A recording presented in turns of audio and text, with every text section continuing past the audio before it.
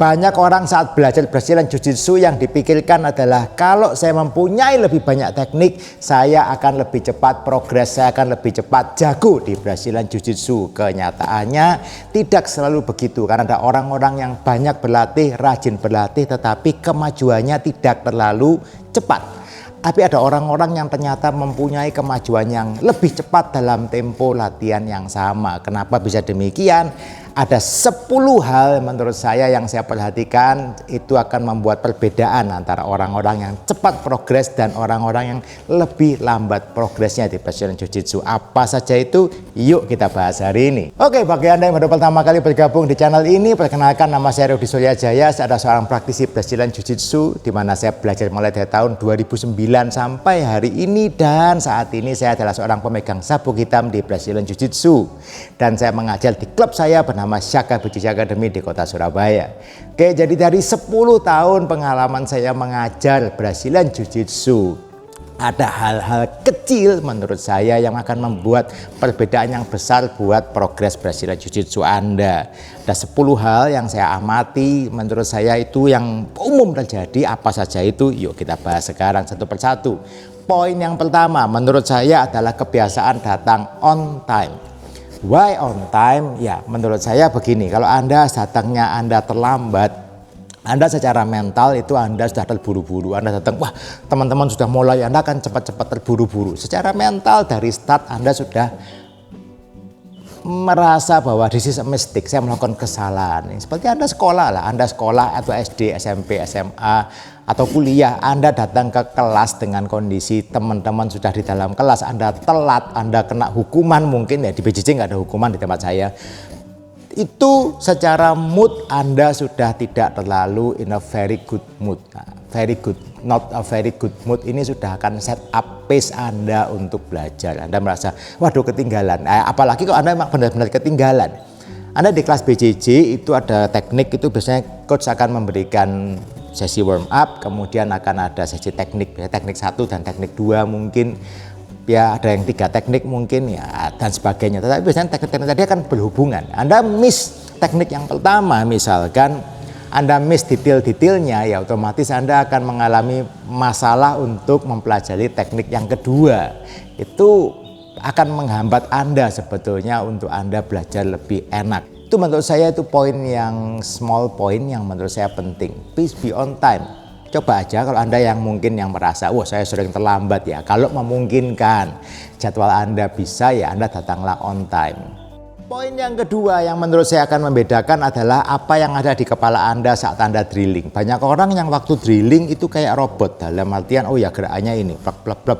Dia cuma melakukan aja, tetapi dia tidak mencoba untuk berpikir lebih dalam.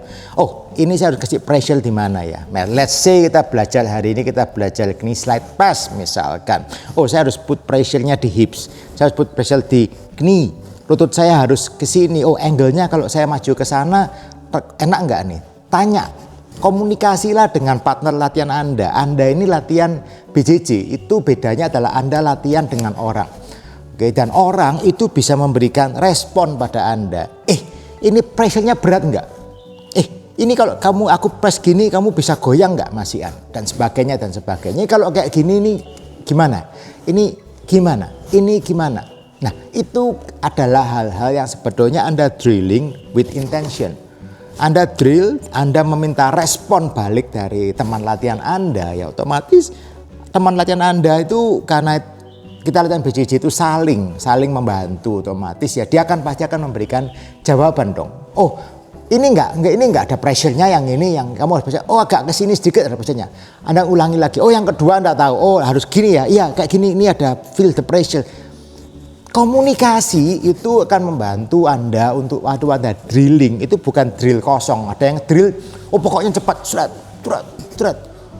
Seolah-olah benar, tetapi actually belum tentu yang dilakukan itu benar sebetulnya, ya kan? Karena Anda melakukan gerakan semata, tapi pressure-nya nggak ada, gripnya mungkin nggak pas, dan sebagainya. Banyak hal yang sebetulnya itu masalah yang sederhana yang bisa diselesaikan hanya dengan Anda minta feedback. Waktu Anda drilling, Anda minta feedback sama teman latihan Anda, tanya aja. Oke. Poin nomor 3, usahakan Anda menanyakan kalau Anda punya hal yang Anda nggak jelas. Dalam artian kadang-kadang di dalam kelas ini kebiasaan kan kalau kita dulu di sekolah ada pertanyaan, nggak ada pertanyaan. Nah, itu menurut saya itu bad habit yang terbentuk dari dulu Anda sekolah. Kenapa kok Anda merasa bahwa kalau tanya itu berarti kan saya bodoh, kalau saya tanya berarti kan saya enggak mengerti, kalau saya tanya saya ini kurang, ya kan, kurang dibandingkan dengan teman-teman saya yang lain yang nggak tanya tuh kayaknya lebih pinter nih, kalau nggak tanya berarti oke, sudah mengerti. Salah. Kalau Anda ada hal yang nggak paham, tanyalah. Seorang coach yang baik itu akan dengan senang hati memberikan jawaban. Kalau itu Anda ada yang nggak jelas, Anda simpan, udahlah nggak apa-apa lah, nggak usah tanya lah, malu saya tanya. Salah, Anda ini latihan itu Anda kepingin progresnya cepat. Kalau Anda ada yang ragu-ragu, Anda tanyakan aja, jangan ragu-ragu. Teman Anda nggak tanya ya mungkin dia sudah mengerti, tapi mungkin juga dia malu bertanya juga sebetulnya, ya kan. Belum tentu teman Anda tuh ngerti-ngerti benar-benar. Jadi Anda kalau ada yang ragu-ragu, nggak paham, tanyakan. Kenapa? Kalau Anda nunggu minggu depan pertanyaan yang tadi itu Anda lupa, pasti Anda nggak bakal tanya lagi. Dan kalau itu memang something yang ternyata Anda tidak pahami dan itu salah, mungkin Anda melakukan teknik yang salah, yang coach Anda tidak lihat, tidak sempat perhatikan waktu Anda melakukan, ya itu akan terbawa sampai jangka waktu yang panjang, dan kesalahan kecil itu terkadang bisa jadi masalah panjang sampai bertahun-tahun ke depan. Jangan pernah Anda merasa malu, sungkan, wah nanti saya tanya-tanya, sungkan dan sebagainya. No, asalkan pertanyaan Anda itu related. Contoh relatednya bagaimana ya, kalau hari ini saya mengajarkan materi ambar, ya jangan Anda tanya berimbulu. Kalau saya lagi mengajarkan hari ini materinya triangle, ya Anda jangan tanya jumping, enggak tahu lah, jumping teknik something, ya kan. Jangan, Anda tanyakan yang berhubungan lah dengan apa yang diajarkan hari ini. Itu menurut saya hal yang penting sekali, yang nomor 3 yang harus Anda perhatikan. Poin nomor 4, jangan rolling asal rolling. Banyak yang pada waktu sesi sparring yang penting saya rolling, let's go, slap, bam, go. Go, ya udah go, pokoknya nanti mengalir aja coach. Saya mau ke sini ya nanti dapat ambar ya bagus, dapat triangle bagus lah, dapat mount ya oke, dapat tigat ya enggak apa-apa. Dan enggak 100% salah, tetapi ya progres Anda akan lebih lambat sebetulnya. Why? Ya karena Anda kepingin jago di satu sisi, ya kalau bisa Anda mengulangi materi di satu poin terlebih dahulu, Anda lakukan berkali-kali, berulang-ulang di satu poin, ya itu otomatis Anda akan progres dengan jauh lebih cepat. Oke. Banyak orang yang kadang-kadang waktu rolling yang dilakukan adalah mengulangi hal yang sama, melakukan hal yang sama-sama terus, atau asal-asalan, dalam artian ya untung-untungan, untung dapat triangle, untung dapat ambar, untung dapat di top position, untung-untungan dapat di bottom position. Anda harus punya planning. Kalau Anda nggak punya game plan, dalam artian intention. Jadi waktu rolling Anda harus punya intention. Hari ini saya mau mount position. Yang saya kejar adalah mount position, bukan posisi-posisi yang lain. Bisa aja saya dapat yang lain, tetapi saya dengan intention, saya sengaja hari ini saya mau dapatkan posisi mount. Hari ini saya mau mendapatkan ambar, itu intention. Ya memang nanti lain ceritanya kalau Anda yang sudah lebih berpengalaman, Anda mau ya apa dapatnya, ya itu mungkin possible karena Anda sudah mempunyai base. Tapi kalau di awal Anda mau belajar lebih cepat, harus rolling with intention. Oke. Itu menurut saya dari pengalaman progresnya akan jauh lebih cepat daripada asal-asalan. Hari ini dapatnya apa ya syukur-syukuran, untung-untungan dapat apa yang Anda bisa dapatkan. Poin nomor 5, biasakan untuk Anda tap early. Nah, ini problem yang sering terjadi adalah waktu Anda latihan Brazilian Jiu-Jitsu, Anda nggak mau ngetap cepet. Kenapa nggak mau ngetap cepet ya? Awal-awal yang sering terjadi adalah Anda kan nggak mau kalah, ya kan? Anda mau, I want to looks good, I want to fight. Boleh. Memang mentalitasnya ya jangan sedikit-sedikit Anda kalau belum kena jangan ngetap, itu betul. Tetapi begitu Anda kena, Anda sudah tangan Anda straight, di lock in, kepala Anda kena pin dari tangan, kaki, semua kena pin, ya udah ngetap aja. Sudah kena pressure, belum ya, itu awal dari cedera. Oke, Anda kena choke ya, Kalau Anda kena jok, kena RNC, sudah dalam, kakinya sudah di hook, di kaki Anda mau keluarin tidak bisa, ya buat apa Anda tunggu sampai Anda mau pingsan? Jangan, ngetap aja. Oke. Jangan mendramatisir suatu sesi latihan itu. Kadang-kadang banyak orang itu mendramatisir, guys. Dramatisir dalam artian ya seolah-olah, oh saya ini masih mau fight coach, udahlah. It's training. Kalau Anda latihan, konsepnya adalah kalau Anda kena submission, ngetap aja. Oke. Ini latihan. Latihan itu kita tuh mau bereksperimen. Kalau saya kena submission, itu bukan berarti saya yang sampai kalah gimana-gimana, toh nggak ada hadiahnya. Justru saya itu kalau kena, saya harus belajar. What should I do next? Berikutnya harus ngapain nih? Saya tadi kena ambar 2 kali berturut-turut, berarti something wrong with my game. Something wrong dengan posisi tangan saya nih. Posisi tangannya nggak bener dong. Kok Anda bisa sampai kena ambar berturut-turut 2 kali, apalagi nggak 3 kali ambar berturut-turut, berarti something wrong. Oke.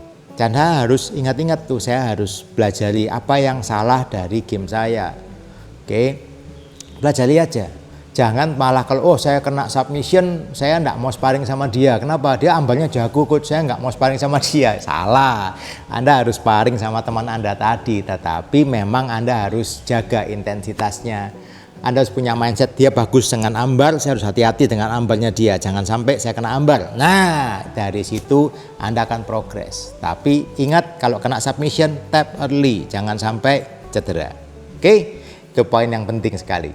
Poin nomor 6, jangan lupa bernapas. Nah, banyak orang yang ngomong ke saya, coach saya kalau latihan napasnya cepat habis. Kenapa? Ya karena Anda lupa napas. Masa coach saya lupa napas? Betul, banyak orang yang lupa bernapas. Lupa bernapas itu bagaimana? Seringkali Anda tahan napas. Anda tarik napas, susah Anda lupa, Anda nggak buang in out. Anda pelajari kalau Anda yang tarik napas, itu yang masuk adalah oksigen. Oksigen dalam darah Anda pakai untuk Anda bergerak. Yang sisa di dalam tubuh Anda adalah yang namanya karbon dioksida, CO2. Oke, nah kalau CO2 di dalam darah Anda itu semakin tinggi, akan Anda semakin lemas, semakin cepat capek dan sebagainya. Nah, semakin jelek performa Anda. Caranya gimana supaya nggak tinggi CO2 dalam darah? Ya Anda harus breathe in, breathe out, breathe in, breathe out. Napas. Itu harus dibiasakan. Anda yang merasa cepat capek, coba waktu Anda sparring dengan sadar, pikir, dirasakan. Anda tarik napas nggak? Percaya sama saya, yang sering terjadi adalah Anda banyak menahan napas. Tahan napas, tarik napas panjang, tahan napas, Anda sparring, lupa enggak dikeluarin. Tahan terus enggak. Nanti kalau sudah terus habis napasnya, ya it happen. Terus gimana ya? Kalau Anda salah satu orang yang sering tahan napas, ya Anda latihan dengan sadar. Anda sparring dengan diingat-ingat, saya harus napas, breathe in, breathe out, breathe in, breathe out. Oke, napas itu penting. Napas itu penting, jangan napas dengan mulut, biasakan napas dengan hidung, breathe in, breathe out, terkontrol, jangan, nggak perlu juga ya kan, breathe in, breathe out, tapi rutin, kontrol sambil Anda bergerak, napas terus, breathe in, breathe out. Coba deh, itu menurut saya sesuatu yang memberikan efek besar buat game Anda nantinya. Oke. Kemudian berikutnya lagi, usahakan Anda fokus ke satu posisi. Oke. Dan ini bisa beda-beda, dalam artian tiap orang itu bakal punya satu posisi yang mau Anda fokuskan, itu bisa berbeda-beda. Ini jadikan ini satu PR, project. Jadi di kelas itu Anda, di kelas BJJ itu Anda akan terima materi yang berbeda-beda tiap minggunya. Mungkin minggu ini Anda belajar A, minggu depan Anda belajar B, belajar C, belajar D. It's okay, terima aja semuanya. Tetapi ingat, usahakan Anda punya personal project. Ini yang dulu saya lakukan, saya banyak melakukan ini berkali-kali dan berulang-ulang saya belajar. Misalkan pada satu waktu saya kepingin belajar bagus di backkick. Bagaimana saya bisa attack orang dari posisi back dengan bagus, ya progresnya. Caranya adalah saya melakukan banyak-banyak serangan dari posisi back control. Caranya bagaimana? Ya saya tiap kali bermain yang saya mau usahakan gimana caranya saya dapat backnya orang. Kalau saya dapat backnya orang, saya mau stay di situ. Saya nggak mau pindah kecuali orang itu escape dengan sendirinya ya. Kalau enggak, saya mau stay di back, saya mau cari finishing di back. Itu contoh yang saya lakukan. Mungkin Anda sedang kepingin belajar mount position, mungkin ya Anda usahakan Anda cari posisi mount terus, mount. Anda berusaha main half guard game, ya Anda mainin di situ. Oke. Usahakan Anda masuk ke satu posisi itu dengan sengaja, bukan dengan kebetulan. Oke, ini penting. Pentingnya gimana ya? Anda akan progres dengan cepat kalau Anda semakin sering Anda dapat posisi. Anda start dari manapun harus usahakan untuk dapat backtick. Tapi sesekali nggak ada salahnya untuk Anda minta izin sama teman latihan Anda. Izin ya, saya startnya dari posisi back dulu hari ini. Start dari back control, go, main. That's it. Nanti gantian teman Anda mau lagi posisi apa yang dia kepingin latihan ya. Anda gantian sama teman latihan Anda. That's the way untuk progress. Gantian. Jadi saling. Ingat, kita di BJJ di dalam kelas itu bukan menang-menangan, tapi gimana kita bisa progress bareng-bareng, sama-sama maju. Nah, poin nomor 8 ini yang saya selalu ngomong dan banyak yang nggak mau melakukan. Banyak dari Anda, saya yakin pulang dari kelas 1 jam, 2 jam, besok paginya Anda lupa kemarin belajar apa. Ya Bang, ya. Nah, ini yang sering kejadian. Banyak orang itu, saya sudah ngomong, supaya kita tuh ingat, zaman sekarang itu kita tuh punya banyak sekali kesibukan, acara, whatever, Anda itu sibuk. Saya pun juga sibuk, kegiatannya banyak, pekerjaannya banyak. Anda harus punya namanya notes. Usahakan Anda itu mencatat hari ini belajar apa. Beli buku, beli notes, beli buku aja, beli buku tulis yang agak tebel. Kalau memang Anda long journey belajar BJJ yang agak tebel, tulis. Hari ini hari Senin, saya belajar teknik A. Dari teknik A disambung dengan teknik B. Minimal itu. Anda melakukan satu teknik A. Hari ini saya belajar take back. Dari take back saya melakukan rear naked choke. Titik. Minimal itu. Kalau Anda punya bayangan, Anda ini kemarin ngapain, ada tertulis. Minimal Anda bayangkan lagi itu masih bisa. Tapi kalau enggak sama sekali, Anda mau mulai dari mana sampai di rumah, Anda mau memorinya Anda tuh biasanya ketumpuan dengan pekerjaan, dengan pacar, dengan urusan anak dan sebagainya, hilang, lupa. Oke, waktu Anda mulai masuk kelas lagi, Anda ini blank. Kemarin belajar apa ya? Nah, ini yang terjadi. Tolong biasakan punya notes, Anda tulis aja. Kalau Anda sempat menuliskan beberapa poin detailsnya ya jauh lebih bagus lagi. Kalau di backtick, saya harus melakukan namanya seat belt grip. Kaki saya harus hooking, kepala saya harus di sini, saya harus melakukan A, B, C. Kalau Anda bisa nulis seperti itu, bagus sekali. Kalau enggak ya minimal Anda tulis hari ini saya belajar A dan B. Dari A bisa ke B caranya begini misalkan. Ya sudah, titik sampai di situ aja. Minimal tuh itu. Oke.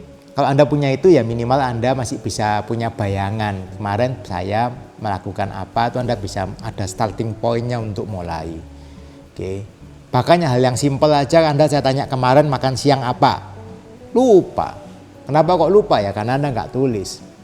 Tapi kalau paling enggak Anda punya catatan, Anda bisa mengingat-ingat. Kemarin saya ke restoran Padang. Oh iya, restoran Padang Anda bisa connection habis itu. Oh ya, kemarin saya beli rendang. Anda ingat. Tapi kalau kemarin saya kemana ya? Kemananya aja lupa ya. Jangankan Anda ingat menunya apa, pasti lupa semua. Oke. Catat, usahakan Anda punya catatan. Ingat BJJ itu long journey, perjalanannya panjang. Jadi ya Anda punya notes itu guide buat Anda progresnya sampai mana. Itu bagus untuk Anda catat sebetulnya. Poin nomor 9, usahakan Anda melatih bukan cuma sisi yang good side aja, tapi juga weak side. Contoh, Anda latihan escape. Banyak Anda yang bisa escape, misalkan escape dari set control. Anda bisa escape dari sisi sebelah kanan pada umumnya. Kalau Anda nggak kidal, Anda bisa escape dari sisi sebelah kanan. Udah bisa nih dari sebelah kanan lancar escape coach. Saya kalau escape dari set sebelah kanan saya pasti escape. Coba sebelah kiri. Belum tentu Anda bisa escape kalau lawan Anda di sebelah kiri. Itu berarti sisi Anda itu jelek. Atau Anda bisa melakukan ambar. Anda bisa melakukan ambar bagus dari sisi sebelah tangan kanan. Anda ambar tangan kanan bagus lancar. Oke, that's good. Sekarang coba Anda bisa nggak ambar orang sebelah kiri? Kalau Anda tangan kiri bisa, kanan bisa, ya Anda kan punya kesempatan untuk melakukan submission jauh lebih bagus dong. Kalau Anda sudah bisa kanan, kenapa Anda tambahin dengan kiri? Nah, usahakan Anda drilling juga. Walaupun kalau saya ditanya, bagus mana Gus, saya latihan kanan kiri sekaligus apa kanan dulu kiri dulu ya. Personally kalau buat saya lebih pilih kanan dulu, atau ya sisi yang saya bagus lah kanan dulu atau kiri dulu. Satu sisi sampai saya cukup lancar baru saya akan mencoba sisi yang satunya lagi. Tetapi ya itu beda-beda ya. Ada orang yang memang suka langsung drillingnya 2 kali kanan, 2 kali kiri, 2 kali kanan, 2 kali kiri ya. It's okay, up to you. Oke, tapi usahakan Anda melatih sisi yang satunya juga.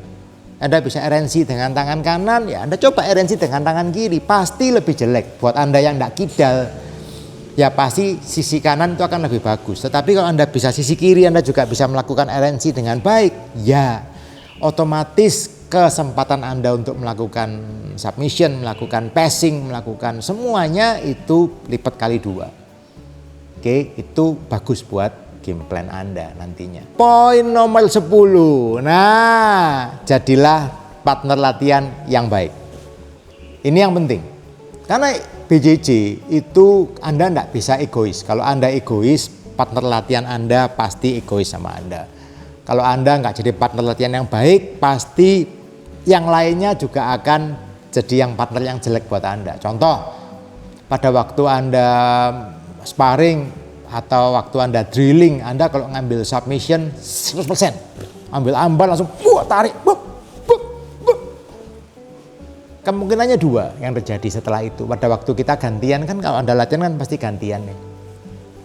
Yang pertama, orang akan melakukan ke Anda juga 100%, langsung tarik. Kesimpulannya apa? Bisa cedera. Dan kalau teman Anda cedera, ya Anda kehilangan teman latihan sia-sia. Anda tidak jadi apa-apa. Anda kehilangan teman latihan itu rugi, karena Anda kehilangan ya teman latihan. Anda kan butuh banyak teman latihan untuk Anda bisa berlatih. Yang pertama. Yang kedua, Anda dijauhi sama teman latihan Anda yang lain. Jangan sama dia. Kalau sama dia ngambilnya kasar, ngambilnya. Nah, pasti akan berimbas kemana ya? Imbasnya ke Anda sendiri.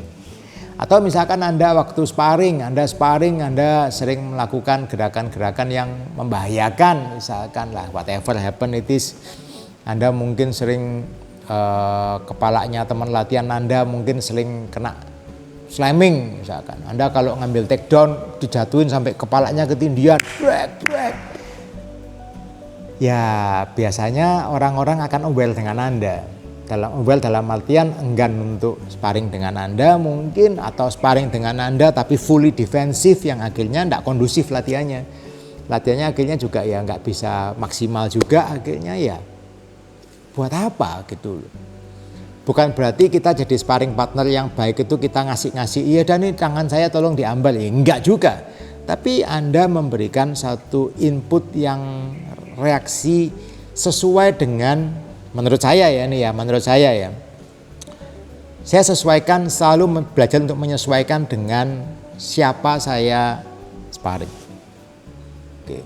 Misalkan pun saya ini orang yang punya teknik jauh lebih canggih, tetapi kalau saya sparring dengan white belt, saya biasanya akan mengurangi, tidak pakai teknik yang aneh-aneh. Dalam artian saya akan usahakan saya itu kurangi ke level mereka. Oke. Ya sesekali saya pakai all out kadang-kadang, tapi pada umumnya saya akan kurangi ke level mereka. Dalam artian ya mereka saya ambil ambar, saya ngambilnya kimura, americana, bukan dari setup yang aneh-aneh, dari basic seperti yang sedang mereka pelajari biasanya di kelas. Itu yang bisa saya lakukan. Kalau saya sparring dengan yang blue belt dengan purple belt, ya otomatis saya naikin dong. Saya harus menyesuaikan dengan yang mereka ketahui, dengan pengetahuan mereka, dengan intensitasnya saya sesuaikan dengan mereka, seperti itu. Oke, kalau misalkan Anda orang yang mungkin badannya besar, terus Anda sparring dengan orang badannya kecil, bedanya berat 20 kilo, ya nggak perlu Anda all out, saya tiban nih, 80 kilo, ya nggak perlu, apa gunanya dong? Ya kalau Anda sparring dengan yang sama-sama satu level dengan Anda, sama-sama blue belt, sama-sama purple belt, ya mungkin terserah Anda.